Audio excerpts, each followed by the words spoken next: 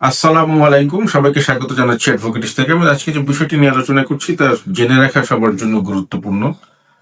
কারণ জমি থাকা যেমন একটা গুরুত্বপূর্ণ বিষয়, জমির মালিকানা টিকিয়ে রাখাটাও একটা গুরুত্বপূর্ণ বিষয়, বা জমির মালিকানা এবং দখল দুটি টিকিয়ে রাখা গুরুত্বপূর্ণ বিষয়। তো এই ক্ষেত্রে সমস্যা হয় ভূমির মালিক মারা গেলে। অনেক সময় দেখা যায় যে ওয়ারিশরা বন্টনামা বা বিভিন্নভাবে নামজারি করে, কিন্তু এছাড়াও স্থানীয় ইউনিয়ন ভূমি অফিস বা তহসিল অফিসেরও একটি দায়িত্ব আছে। সেখানে যে ইউনিয়ন ভূমি সহকারী কর্মকর্তা আছেন,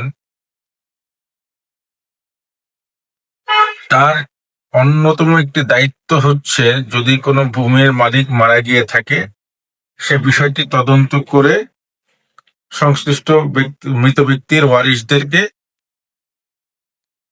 নোটিশ পাঠানো। কিন্তু দেখা যায় যে নানাবিধ ব্যস্ততার কারণে তারা এই কাজটি করতে পারেন না।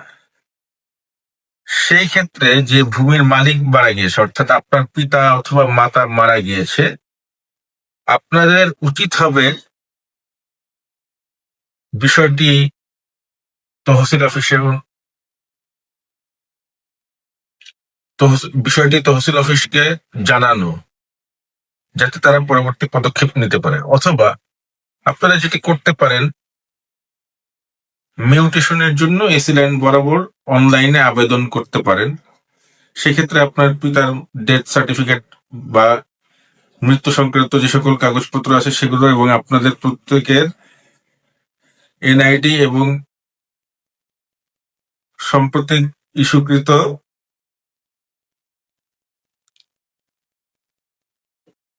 ওয়ারিশ সনদ দিয়ে দিলে আপনাদের নামে নামজারির পরবর্তী পদক্ষেপ নেওয়া হবে এবং এসিল্যান্ড শুনানি করবেন এবং ইউনিয়ন ভূমি সহকারী কর্মকর্তা তদন্ত করে যদি সব ঠিক থাকে তদন্ত প্রতিবেদন আপনাদের পক্ষে দিয়ে এসিল্যান্ডের নিকট পাঠাবেন। এসিল্যান্ড সেটি অ্যাপ্রুভ করে দিলে আপনাদের নামজারির প্রক্রিয়া সম্পূর্ণ হবে। সুতরাং যেটি বলে শেষ করতে চাই সেটি হচ্ছে, যদি ভূমি সহকারী কর্মকর্তা তার উপর অর্পিত দায়িত্ব যে কোনো কারণেই হোক পালনে ব্যর্থ হন, সেক্ষেত্রে আপনাদের উদ্যোগী হয়ে বিষয়টি সমাধান করতে হবে। অন্যথায় কিন্তু